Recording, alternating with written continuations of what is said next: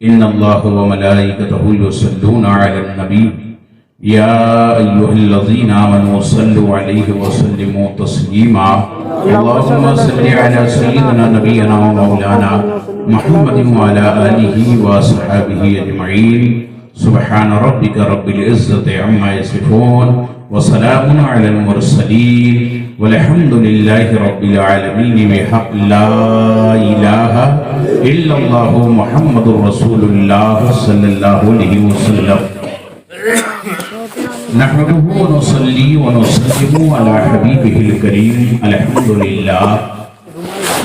الحمد لله رب العالمين والعاقبة للمتقين والصلاة والسلام على حبيبه سيد المرسلين وعلى آله وأصحابه أجمعين أما بعد فأعوذ بالله من الشيطان الرجيم بسم الله الرحمن الرحيم إن أولياؤه إلا المتقون آمنت بالله صدق الله العظيم وصدق رسوله النبي الأمين الكريم ونحن على ذلك لمن الشاهدين والشاكرين والحمد لله رب العالمين فقد قال الله تبارك وتعالى في القرآن المجيد إن الله وملائكته يصلون على النبي يا أيها الذين آمنوا صلوا عليه وسلموا تسليما اللهم صل على سيدنا نبينا ومولانا محمد وعلى آله وصحبه أجمعين صلاة وسلام عليك يا رسول الله صلى الله عليه وسلم تیرے ہی نام سے ہر ابتدا ہے تیرے ہی نام سے ہر انتہا ہے تیری حمد و ثنا الحمدللہ کہ تو میرے محمد کا خدا ہے محمد مصطفیٰ کو جانتا ہوں محمد مصطفیٰ کو مانتا ہوں وسیلے سے محمد مصطفیٰ کے خدا کو جانتا پہچانتا ہوں امام اہل سنت عاشق رسول اللہ مجدد دین و ملت فاضل بریلوی رحمہ ارشاد فرماتے ہیں واہ کیا مرتبہ اے غوث ہے بالا تیرا اونچے اونچوں کے سروں سے ہے قدم آلہ تیرا سب بھلا کیا کوئی جانے کی ہے کیسا تیرا اولیاء ملتے ہیں آنکھیں وہ ہے تلوا تیرا بد سہی چور سہی مجرم ناکارہ سہی اے وہ کیسا ہی سہی ہے تو کریمہ تیرا اور کیا دبے جس میں حمایت کہو پنجہ تیرا شیر کو خطر میں لاتا نہیں کتا تیرا اور آج سرکار فرماتے ہیں نووی میں علوی فصل بطولی گلشن نووی میں علوی فصل بطولی گلشن حسنی پھول حسینی ہے مہکنا تیرا سبحان اللہ سامعین کرام خطبہ مسنونہ کے بعد میں نے کلام الہی فرقان حمید شریف کی وہی آیت کریمہ پڑھی ہے جو میں نے جمعے میں تلاوت کیا تھا اور کچھ دیر اسی پر ہم بھی جو ہے بارگاہ غوث اعظم سرکار میں اپنی غلامی کا ثبوت دیتے ہوئے اپنی آپ کی سب کی حاضری کو لے کر حاضر ہو رہے ہیں دعا ہے اللہ تعالیٰ قبول و منظور فرمائے آمین مجھ سے پیشرو مقررین ہمارے علی جناب محمد سیف رضا بھائی اور قاری صاحب اور علی بابا وغیرہ ان لوگوں نے جو ہے نعت پاک مصطفیٰ صلی اللہ علیہ وسلم مرکب شریف پیش کی اور میرے چھوٹے بھائی علی جناب حضرت اللہ مولانا قاری حافظ محمد عاقل رضا صاحب یہ اچھے ناظم بھی ہیں اچھے ناقل بھی ہیں اور اچھے مدرس بھی ہیں اور ان کی ذرا نوازی ہے ہم تو بس اپنے علماء اہل سنت کے کفش بردار ہیں اور اللہ تعالیٰ انہی کے صدقے میں جو ہے جو دیتا ہے وہ سینے میں آتا ہے وہ ہم آپ کو سنا دیتے ہیں ورنہ منع من کی منتا آئیے ہم کچھ کہیں اور آپ سنیں اس سے پہلے اپنے آقا و مولا حضور احمد مصطفیٰ محمد مصطفیٰ صلی اللہ علیہ وسلم کی بارگاہ میں درود پاک کا نذرانہ عقیدت محبت کے ساتھ پیش کریں پڑھیں اللہم صلی علی سیدنا مولانا محمد وآلہ وسلم صلاۃ دائما تبقى وتدوم بدوام الملك الحي القيوم محبت کے ساتھ محبت کے ساتھ، سمجھے نا، محبت کے ساتھ درود پاک حضور اکرم صلی اللہ علیہ وسلم پر بھیجنا، آقا ارشاد فرماتے ہیں کہ اس محبت کے ساتھ جو مجھ پر درود بھیجتا ہے اس کے درود کو میں خود سنا کرتا ہوں، سمجھے نا، خود سنا کرتا ہوں۔ اور آج ہم تو سمجھ رہے ہیں کچھ لوگ آ گئے ہیں، لیکن ہم ان اپنے نوجوانوں کو جو دکانوں پر چبوتروں پر بیٹھ کر وقت ضائع کرتے ہیں، ان سے یہ کہتے ہیں یہ نہ دیکھو کہ کون بول رہا ہے، بلکہ یہ دیکھو کہ کس کا ذکر ہو رہا ہے، سمجھے نا، کس کا ذکر ہو رہا ہے۔ اور اس ذکر میں سے اگر ایک بات پر بھی ہم نے آپ نے عمل کر لیا، ایک بات پر بھی، ایک بات پر بھی اگر ہم نے آپ نے عمل کر لیا تو یقین جانے کہ یہ محفل بھی کامیاب ہے، ذاکر بھی کامیاب ہے، اور سننے والے بھی کامیاب ہے، محفل کرنے والے بھی کامیاب ہے۔ اور حقیقت یہ ہے کہ یہی ہماری اور آپ کی جو ہے نجات ہے۔ بے شک، سبحان اللہ۔ محبت کے ساتھ، اب آپ ذرا غور کرو کہ محبت کے ساتھ جو آقا کریم پر جو ہے درود پاک بھیجتا ہے، آقا ارشاد فرماتے ہیں کہ اس کے درود کو میں سنا کرتا، حضور سنا کرتا، محبت کے ساتھ اگر بھیجتے ہیں، حضور خود ملاحظہ فرماتے ہیں کون بھیج رہا ہے، کہاں سے بھیج رہا ہے، بھیجنے والا بھیج رہا ہے تو اس کے باپ کا کیا نام ہے وہ بھی حضور کو معلوم ہے۔ میرے بھائی نے ابھی بہت اچھی بات اور واقعی مظہر جمال مصطفی کا واقعہ بیان کیا ہے نا۔ ہم نے اس لیے کہا ہے کہ آپ جو ہیں ابھی جو ہے درس دیجئے، مچھلی کے بچے کو تیرنا نہیں سکھایا جاتا، جب پانی ملتا ہے خود تیرنے لگتا ہے کہ نہیں؟ جو بات کہی ہے وہ اتنی پیاری بات ہے، عظیم بات ہے کہ سرکار غوث اعظم رضی اللہ تعالیٰ جب تشریف لائے تو آپ نے کہا کہ اللہ تعالیٰ نے مجھے وہ کتاب دی ہے جس میں صبح قیامت تک آنے والے ہمارے جتنے مریدین چاہنے والے سب کا نام لکھا، ان کے باپ کا بھی نام لکھا۔ اب آپ کو میں بتا رہا ہوں مظہر جمال، بات یاد آ گئی تو ہم بتا دیتے ہیں، مظہر جمال مصطفی حضور غوث اعظم سرکار منبر بختان پر فرما رہے ہیں کہ میرے چاہنے والے صبح قیامت تک جتنے ہوں گے ان کے نام ان کے باپ کے نام لکھے ہیں۔ اب آپ ذرا خیال کرو کہ نبی اکرم کا ایک شہزادہ، نبی اکرم کا ایک شہزادہ ہے، اور اس شہزادے کی شان یہ ہے کہ اللہ نے ان کو یہ علم عطا فرمایا، صبح قیامت تک جتنے ہو رہے ہیں قادری سب کو غوث اعظم جان رہے ہیں، ان کے باپ کو بھی جان رہے ہیں۔ تو پوچھو کہ جس کی یہ آن ہے، جو نبیوں کا تاجدار ہے، محمد عربی کے علم کے عالم، اس لیے میرے اعلیٰ حضرت فرماتے ہیں اور کوئی غیب کیا تم سے نہا ہو والا، ارے جب نہ خدا ہی چھپا تم پہ کرو۔ سبحان اللہ۔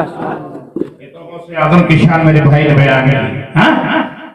مظہر، اب آئیے، مسجد نبوی شریف ہے، مسجد نبوی شریف ہے،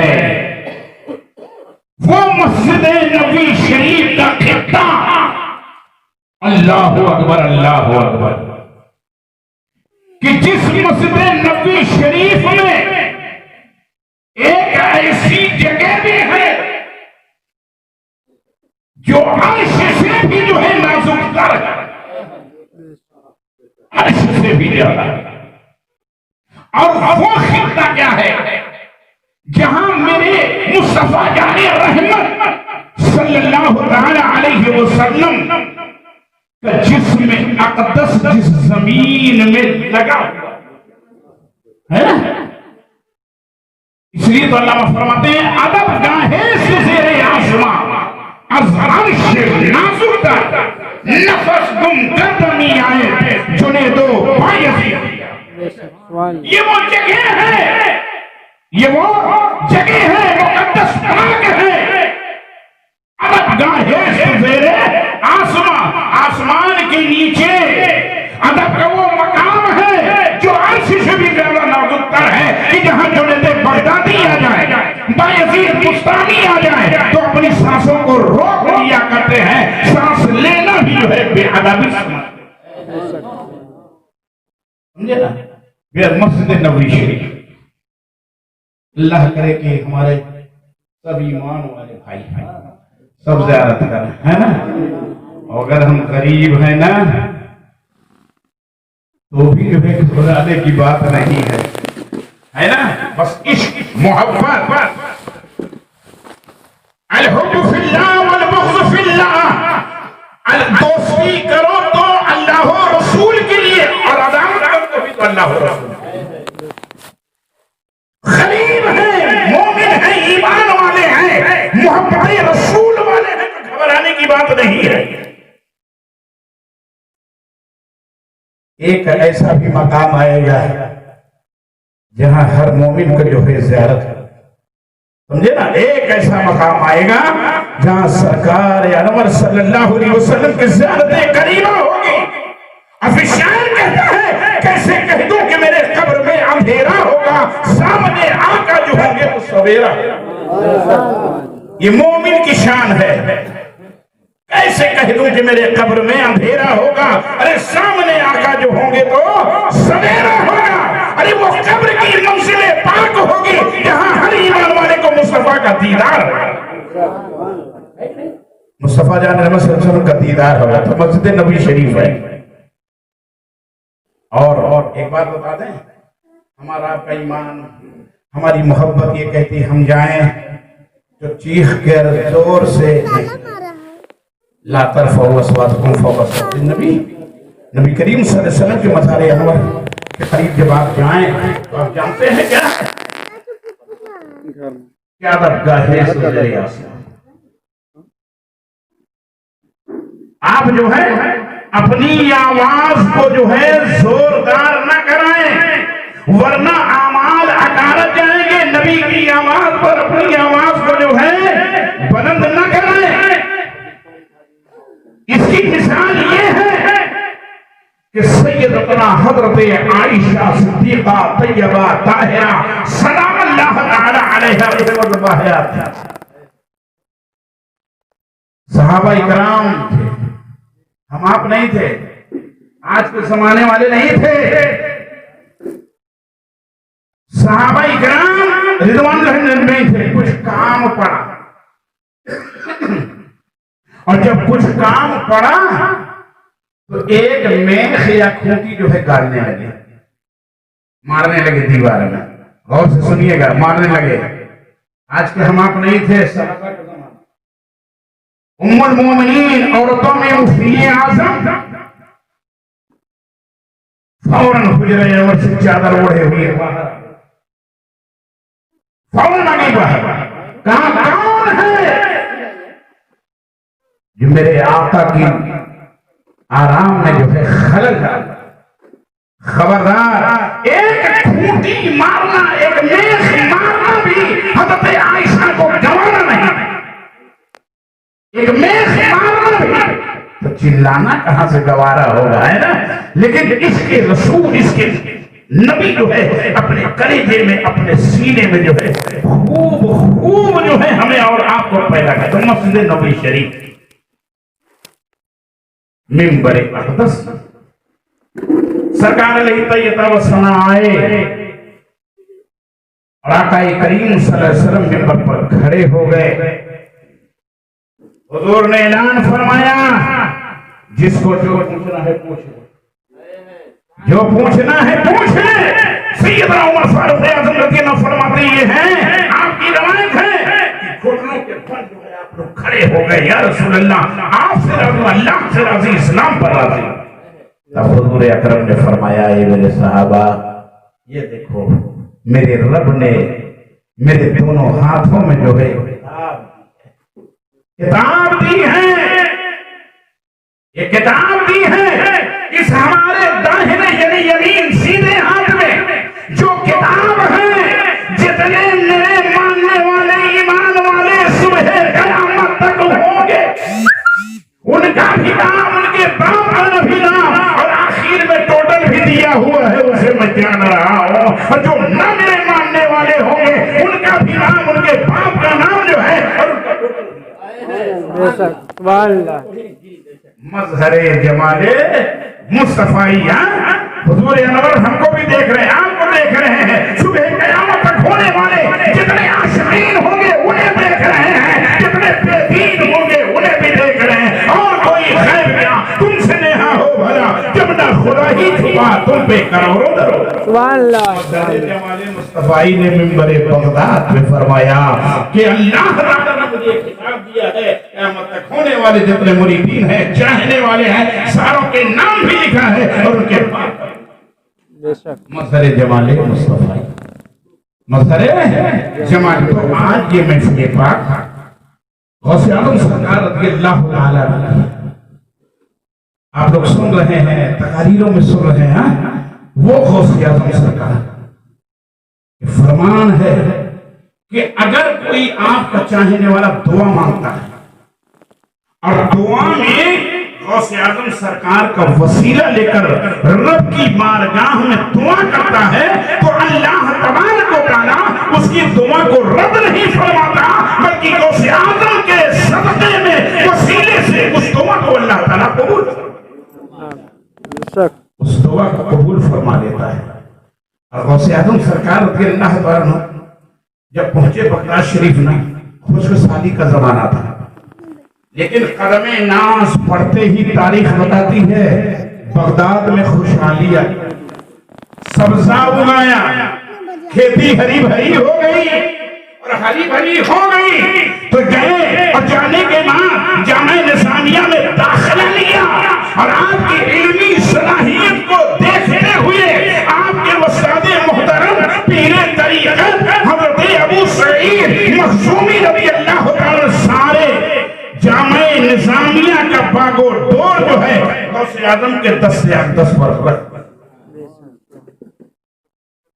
تاریخ میں یہ بڑی معلوم ہوگا اس زمانے میں غوث اعظم سے بڑھ کر جو ہے کوئی مفتی نہیں تھا کوئی عالم نہیں تھا بلاد اعظم سے ایک فتویٰ چلا گیا اور ایسا فتویٰ تھا کہ بڑے بڑے ائمہ تنگ رہے جیسے اعلیٰ حضرت کی بارگاہ میں ایک فتویٰ آیا تھا سمجھے نا قرآن افضل ہے یا صاحب قرآن اعلیٰ حضرت کی بارگاہ اور یہ مجدد الفسانی کی بارگاہ میں بھی گیا تھا بڑے بڑے علماء کی بارگاہ میں گیا تھا لوگ جو ہیں جواب دینے سے کافر تھے لیکن جب احمد رضا خان عاشق رسول اللہ محدث بریلوی کی بارگاہ میں یہ سوال پہنچتا ہے تو فاضل بریلوی نے جب قلم اٹھایا تو کہا اے پوچھنے والے تیرا مقصد کیا ہے پوچھنے کا پھر وہی سوال آ گیا قرآن افضل ہے یا صاحب قرآن تو حضرت اعلیٰ حضرت سرکار نے فرمایا کہ اگر تیرے سوال کا مقصد یہ ہے غور سے سنیے گا اگر تیرے سوال کا مقصد یہ ہے کہ یہ قرآن عظیم جو سیاہی پیپر کاغذ انک سے دستی میں لپٹی ہوئی جلد میں ہے اگر اس سے مراد یہ ہے تو یہ ہے مخلوق اور مخلوق میں بھی جو ہے اللہ نے سب سے افضل و اعلیٰ جو ہے مصطفیٰ جان رحمت کو پیدا فرمایا اعلیٰ حضرت جھوم اٹھے سب سے اولا وہ اعلیٰ ہمارا نبی سب سے بالا وہ اعلیٰ ہمارا نبی سمجھے نا کون دیتا ہے دینے کو منہ چاہیے دینے والا ہے سچا ہمارا نبی جنی بدلی رسولوں سے ہوتی رہی چاند بدلی سے نکلا ہمارا نبی کیا خبر کے دل تارے کھلے چھپ گئے پر نہ ڈوبا ہمارا نبی غمزدوں کو رضا مستدینے کی ہے ارے بے قصوں کا سہارا ہمارا اور اگر تیری مراد اس قرآن عظیم سے تیری مراد اس قرآن عظیم سے ہے جو ہو بہو عرش سے لے کر جبریل علیہ السلام حضور کی بارگاہ میں نازل ہوتے اگر تیری مراد اس قرآن سے ہے تو یاد رکھنے وہ قرآن مخلوق نہیں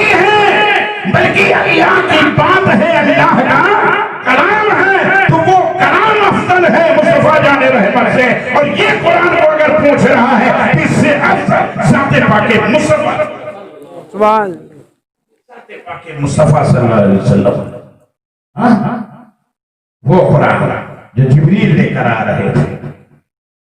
इसीलिए तो इमाम अहमद बिन हम्बल पर बड़े मसला है। हाँ, हाकिम वक्त ने कहा कह दो ये मखलूक है, मैं मखलूक नहीं हूं। वो इमाम अहमद बिन हम्बल जिन्होंने अपने मज़ार अनवर से निकल कर जो है गौसे आजम को जो है खिलाफत पहनाई थी, यानी जुब्बा सीने से लगाया, मज़ार से निकल कर क्या मालूम हुआ कि जब नबी अकरम के दीन की हिफाजत करने वाला एक इमाम जिंदा है। इमामुल अंबिया जो है अपने कब्र में क्यों नहीं जिंदा हो गए? तो जिंदा है वल्लाह, तो जिंदा है वल्लाह, मेरे जिस्म आलम से छुप जा। घोड़े पुराने शहीद हो गए, शहीद हो गए, लेकिन खुदा के कलाम पर है मखलूक नहीं। ये अल्लाह की बात है, अल्लाह की। और यहीं से दरूद पाक जो है साबित हो जाता है कि उस वक्त से है दरूद पाक जब से है अल्लाह का कलाम, और अल्लाह का कलाम जब से है दरूद पाक। समझे ना? तब से है दरूद पाक। अल्लाह अकबर, अल्लाह अकबर। आप जरा कर तो उस वक्त सरकार गौसे आज़म रज़ी अल्लाह ताला अन्हु से पढ़कर जो है वही जो है साहिबे फतवा, साहिबे इल्म, साहिबे तक़वा भी नहीं था। बिलादे अजम से एक मुकद्दमा जाता है, बिलादे अजम से एक मुकद्दमा जाता है, और एक सवाल और आया। एक सवाल ये आया, हज़रत मौलाना मुफ्ती अहमद यार खान साहब रहमतुल्लाह अलैह तहरीर फरमाते हैं इस वाक़या को। किसी ने सवाल किया इमाम आज़म बड़े हैं या गौसे आज़म बड़े हैं? इमाम आज़म बड़े हैं। साहब ने फरमाया मैं तराजू लिए थोड़ी बैठा हूँ कि तौलता रहूंगा कौन ज्यादा है कौन बड़ा है। समझे ना? कहा सुन, तेरे दिमाग में सवाल आया कहां से? सुन ले, इमाम आज़म अपने मुहकमे और डिपार्ट के सबसे बड़े अफसरे आला हैं, और गौसे आज़म जो है अपने डिपार्ट के अफसरे आला। बेशक यार वर्मा हमारे जवाब देते हैं, तो वहां दौड़ रहा है। बिलादे अजम से आया, सवाल आया, और वो सवाल क्या आया मालूम है? एक शख्स ने ये कसम खाई है मैं खुदा की ऐसी इबादत करूं कि उस वक्त उस इबादत में कोई शरीक न हो। अब अगर ऐसी इबादत ना कर सका तो मेरी बीवी पर 3 तलाक। अल्लाह अकबर, ऐसा मसला। अब कौन सा? अगर तुम कुरान यहाँ पढ़ रहे हो तो दूसरे मुल्क में कोई पढ़ रहा है, तुम यहाँ जिक्र कर रहे हो वहां कोई जिक्र कर रहा है कि नहीं? कहीं ना कहीं जो है कोई चीज हो ही रही है। अब करें क्या? तो उस वक्त गौसे आज़म सरकार रज़ी अल्लाह ताला मसनद इरशाद पर, जैसे मेरे आला हज़रत जब आपको 14 साल की उम्र में मुफ्ती बना दिया गया, एक दिन एक आदमी आया, कोई फतवा लेने आने वाले तो कहा कि हुजूर ये फतवा लेना। कहा चले जाइए, मुफ्ती साहब बैठे हैं, बेटे हैं लेकिन मुफ्ती साहब बैठे हैं, अदब मुफ्ती साहब बैठे हैं, उनसे ले हो गया। तो समझा जो है बड़े साफा बांधे बैठे होंगे, निकल आए। हजरत मुफ्ती नकी अली खान अलैहि रहमत बाहर घूम रहे थे। हुजूर आप भी मजाक करते हैं, कह रहे मुफ्ती साहब बैठे। कौन मुफ्ती साहब बैठे? अरे भाई बैठे हुए हैं, जाके देखो। फिर क्या देखा? फिर वो अरे 15 साल का लड़का बैठा, कहा वही मुफ्ती साहब है, वही फतवा। समझे ना? वही मुफ्ती साहब है, वही फतवा देंगे, वही मुफ्ती साहब है, वही फतवा देंगे। सरकार आला हज़रत ने फतवा दे दिया। खैर गौसे आज़म सरकार जो है मसरत इरशाद पर बैठे थे, समझे ना। अल्लाह अकबर, मजहर ज़ाते जमाल मुस्तफ़ाई, और खूब कहा जाए कि आला हजरत को अगर देखना हो, हाँ, आला हजरत को अगर देखना है तो आला हजरत सरकार का आलम यह है कि आप फरमाते हैं मैं ख्वाजा निजामुद्दीन औलिया अलैहि रहमा की बारगाह में हाजिर हुआ, दरवाजे पर पहुंचा, या निजाम कहने वाला था, मेरी जबान से निकलता है या गौस या शेख, ये चाहत है, ये मोहब्बत है।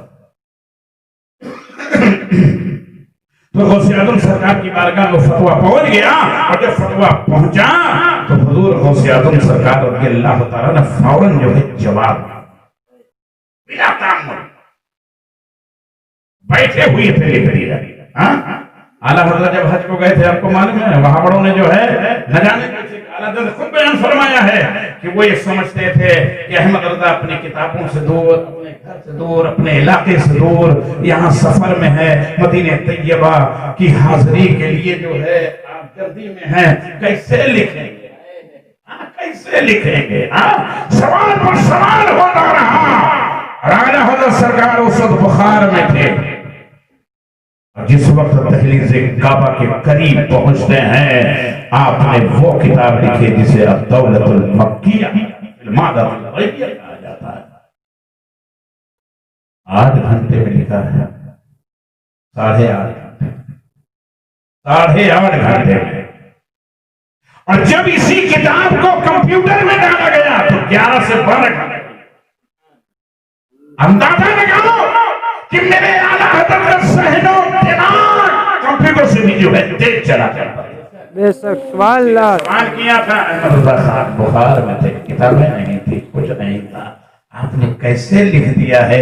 तो आला हज़रत सरकार क्या फरमाते हैं मालूम है कि जब बुखार की गशी आती, बहुत तेज बुखार था, आंखें बंद होती थी, और जब आंख खुलती थी सामने दहलीज़ काबा, तो एक तरफ मेरे सरकार दो जहां सल्लल्लाहु अलैहि वसल्लम और एक तरफ गौसे आज़म, और वो कहते थे कि बेटा ये लिख दे, ये हदीस लिख दे, ये हदीस लिख दी है। इसलिए आला हज़रत ने क्या लिखा, अब दौलतुल मक्किया फिर मार, यानी खैब से इमदाद हुई, मदद आई तुम्हें। तो गौसे आज़म सरकार ने फतवा लिख दिया। लिखा क्या था मालूम है, अभी आप यहाँ कुरान पढ़ोगे, कोई दूसरे मुल्क में यहाँ नमाज पढ़ोगे, दूसरे मुल्क में नमाज पढ़ी जाए। गौसे आज़म सरकार ने लिखा कि चले जाओ मक्का शरीफ, मताफ, जहां तवाफ किया जाता है काबे का तवाफ किया जाता है। हज़रत से इस्लाम करो, फिर आप सीधे चलते हुए आइए, वहां तक पहुंचे, एक चक्कर हो गया आपका, 7 चक्कर। और आज के जमाने में हमने देखा है कि अपना तवाफ भी लोग बातें कर जाते हैं मोबाइल के चक्कर में। कोई जा रहा है, लगाया हुआ तवाफ कर रहा है, 2 बार छोड़ डाले, चलना छोड़ दिए, अब मोबाइल निकाले को घर वालों को दिखा रहे, अम्मा अरे मर नहीं जाओगे इतनी देर में, बाद में आओ है ना, मुकम्मल कर लो, नमाज पढ़ लो, सही कर लो, हो गया।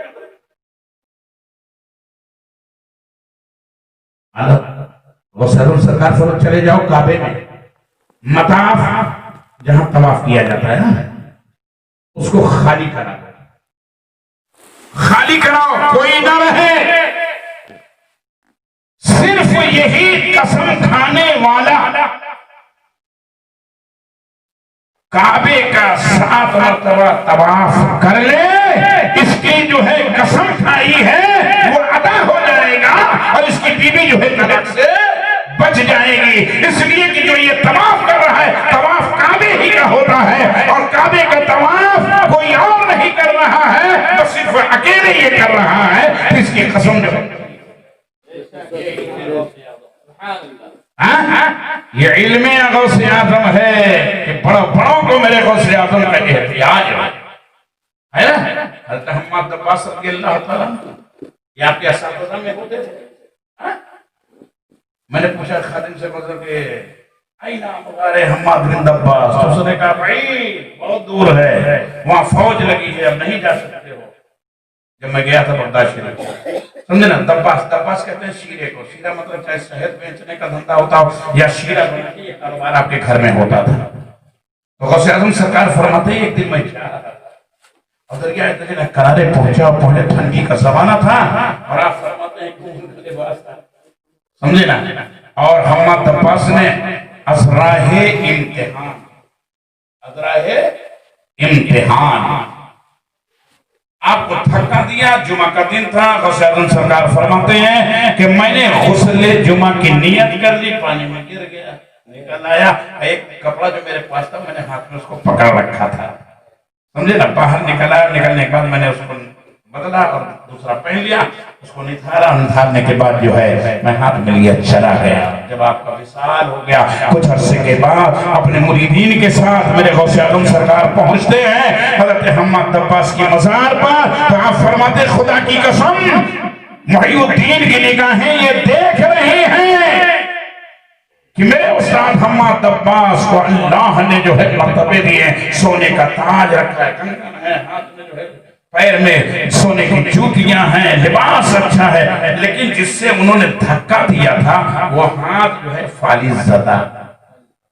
उठ नहीं रहा है। तो मज़ार से हज़रत हम्माद दब्बास कहते हैं, ऐ मुहीउद्दीन, मैंने तो इम्तिहान के लिए कहा था, क्या तुम मेरे लिए दुआ नहीं करोगे कि अल्लाह ताला मेरे हाथ को जो है ठीक कर दे। यहाँ वलियों को भी हाजत है, समझे ना। तो सरकार गौसे आज़म सरकार वही मज़ार अनवर पर खड़े खड़े आपने दुआ फरमा दी, तो अल्लाह ताला ने हम्माद दब्बास के हाथ को सही व सालिम फरमा, बेशक, सुभान अल्लाह, समझे ना, सही वो सालिम फरमा दिया है। वो गौसे आज़म का मर्तबा है। वाह क्या मर्तबा है गौस है बाला तेरा, ऊंची ऊंचों के सरों से है कदम आला तेरा। एक मतलब एक वली अल्लाह जो है उड़ते हुए चले जा रहे हैं, कहें कि आज लगता है कि बगदाद में कोई अहले दिल नहीं, अहले दिल अल्लाह वाले को वली को कहते हैं, समझे ना, कोई अहले दिल नहीं, अहले दिल नहीं है या साहिबे दिल नहीं है, समझे ना। इतना कहना था, गौसे आज़म के लिए गए, जमीन पे पड़े हट गए, अब वहीं पड़े रह गए, बड़ी माफी और तलाफी की, समझे ना, माफी हुजूर माफ फरमा। तो गौसे आज़म ने इशारा फरमाया तो उड़ के चले गए। फरमाते ये हैं, अरब लिखा है कि अल्लाह ताला जिसे अपना वली बनाता है, कुतुब बनाता है, तो अल्लाह ताला उसे जमीन के अंदरों का भी जो है हुकूमत अता कर देता है, जमीन पर भी हुकूमत देता, अजिन्ना पर हुकूमत देता, सारी चीजों पर हुकूमत देता। इसलिए अल्लाह ताला ने गौसे आज़म को हवाओं पर हुकूमत, पानी पर हुकूमत, जमीन पर हुकूमत, इंसानों पर हुकूमत, दरिंदों पर हुकूमत, समझे ना। मुर्दों को जिंदा करना, माजूरों को अच्छा करना, डूबी हुई कश्ती को बुलाना। सरकार को सरकार दिला फरमाते ये हैं, बड़ा अच्छा वाक़या है। फरमाते हैं कि मैं तालीम हासिल करता था, क्या मैं निज़ामिया में, आप फरमाते हैं कि मेरे साथ दो दोस्त थे, मेरे दो दोस्त थे। आप फरमाते एक मैं अब्दुल कादिर, एक मेरा दोस्त अब्दुल्ला और एक इब्ने सक्कर, और ये तीनों बड़े जबरदस्त आलिम थे, तीनों बड़े जबरदस्त आलिम थे। एक दिन बैठे हुए थे जामे निज़ामिया में, और जामे निज़ामिया में बैठे बैठे जब तीनों इकट्ठा हुए तो कहा कि दरियाए दजला के किनारे एक अल्लाह का गौस आया, एक अल्लाह का गौस आया है, चलो उससे मुलाकात करेंगे। और से सुनिएगा, उससे मुलाकात करेंगे। तो अब्दुल्ला ने कहा कि मैं ऐसा सवाल करूंगा, मेरा सवाल सुन के चकरा गया, समझे ना। और इब्ने सक्का ने कहा मैं ऐसा सवाल कर दूंगा कि मेरे सवाल का जवाब नहीं। वलियों से इम्तिहान नहीं लिया जाता है, अदब ही से इंसान है। मेरे आका को पाक सरकार क्या फरमाते हैं, मैं देखता हूं कि उनसे मुझे फैज़ कितना मिलता है, बरकतें कितनी मिलती है। अब ये तीनों चले, इब्ने सक्का बड़ा आलिम, بڑے بڑے پادریوں کو مناظرے میں ہرا دیا تھا. تینوں چلے اور جانے کے بعد پہنچے دریائے دجلہ کے کنارے جہاں وہ غوث تھے. جہاں وہ غوث ہے. اچانک وہ نظروں سے غائب ہو گئے. تھوڑی دیر کے بعد حاضر ہوئے. حاضر ہونے کے بعد آپ نے فرمایا اے عبداللہ تیرا سوال یہ ہے اس کا جواب یہ ہے. تیرے سمجھ میں تیرے سوال کا جواب نہیں دے سکتا. سن دنیا تیرے کانوں کی لو تک پہنچ جائے گی. ایک خطرناک نگاہ اٹھائی. تو کہتا ہے کہ میں تیرے سوال کو سن کر چکرا جاؤں گا, تیرا جواب نہیں دے پاؤں گا. سن تیرا سوال یہ ہے, تیرا جواب یہ ہے, اور میری نگاہ ولایت یہ دیکھ رہی ہے کہ تیرے بدن سے کفر کے شعلے.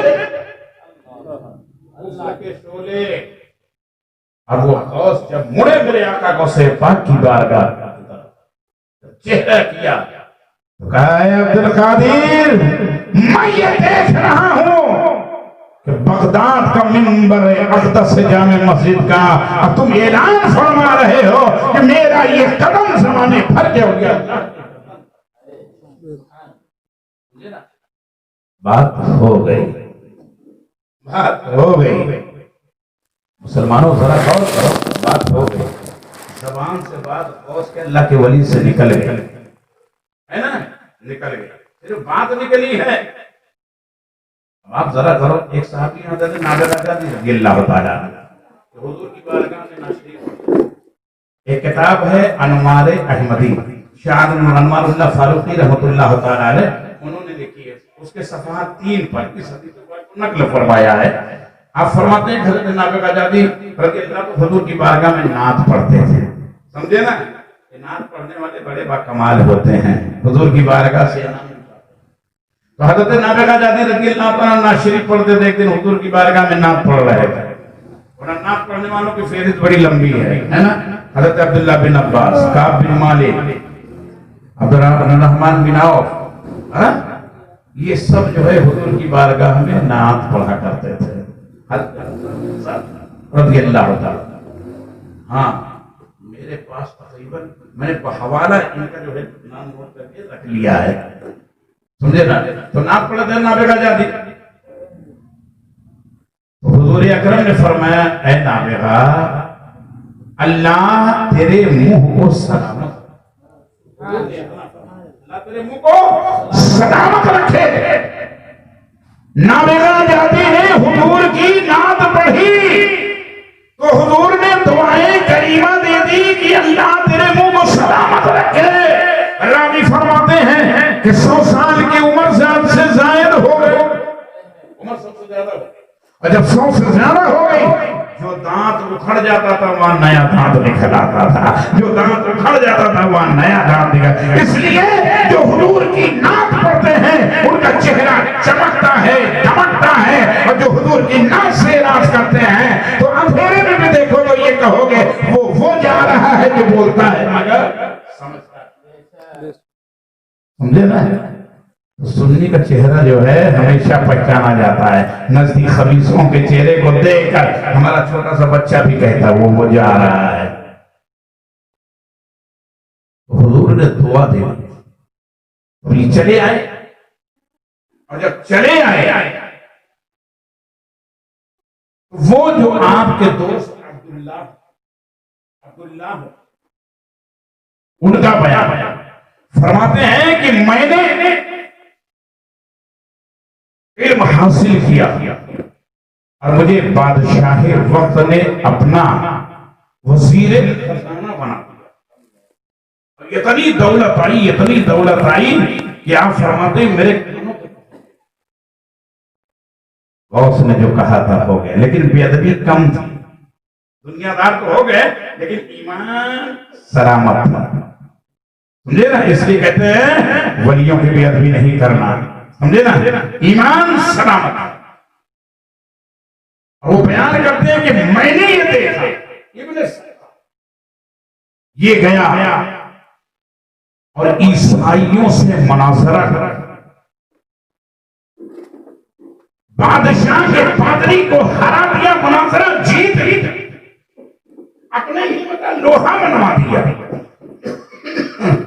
لیکن جب مناظرہ جیتنے کے بعد وہاں سے چلا، بادشاہ کے محل کے اوپر نظر پڑی، حسین و جمیل عیسائی لڑکی کو دیکھا، اتنا بڑا عالم جو رومیوں کے پادریوں کو مناظرے میں آیا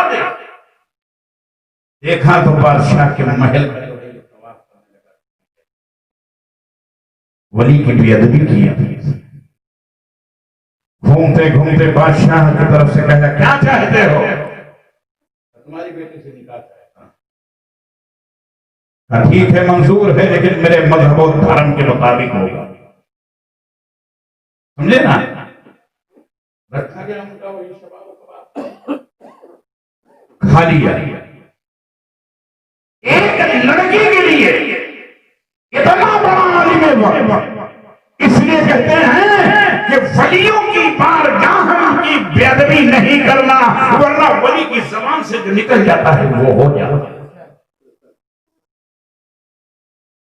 بیمان ہو گیا، نکاح ہو گیا، ان کے دھرم کے مطابق نکاح ہو گیا اس کا، اور جس وقت وہ کمرے دہلیز پر پہنچتا ہے، بدن میں ایک سوزش جلن پیدا ہوئی، اور جلن جب پیدا ہوئی تو بڑے بڑے آبلے جو ہے بدن میں پڑ گئے، اور آبلے کا پڑنا تھا کہ آبلے پھٹ بھی گئے اور اس سے بدبو نہیں، ابھی تحقیق میں قدم رکھا، اندر کمرے میں گیا بھی نہیں ہے۔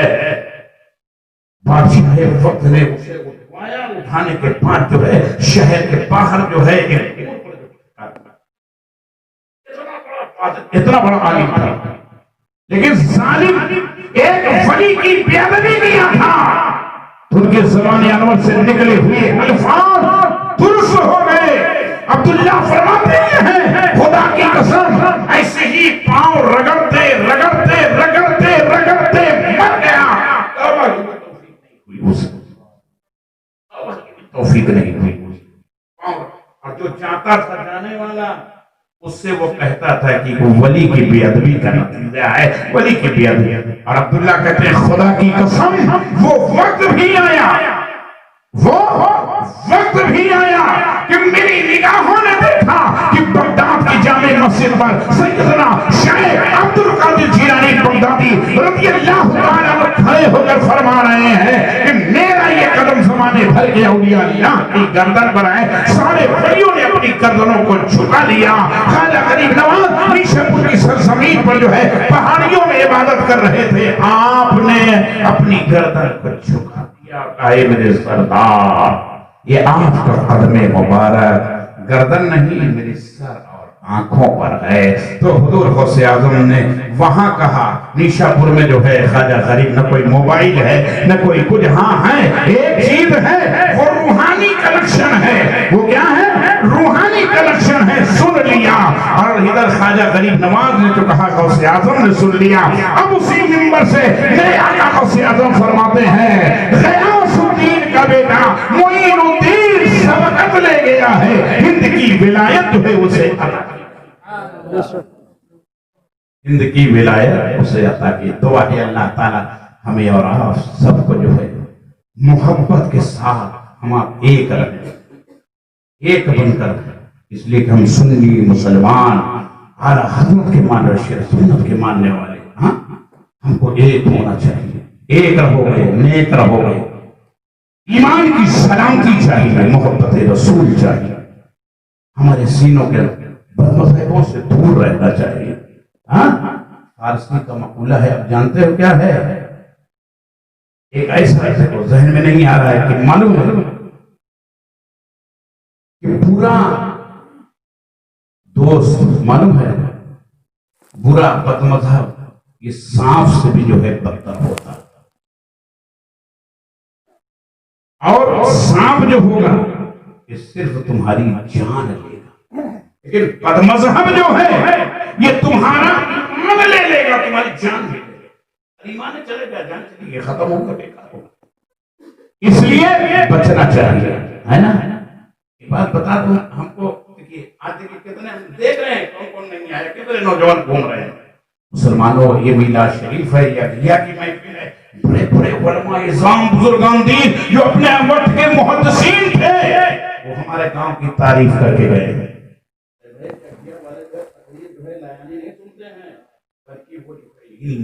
اور اس میں کیا ہے وہ سنا کرتے ہیں.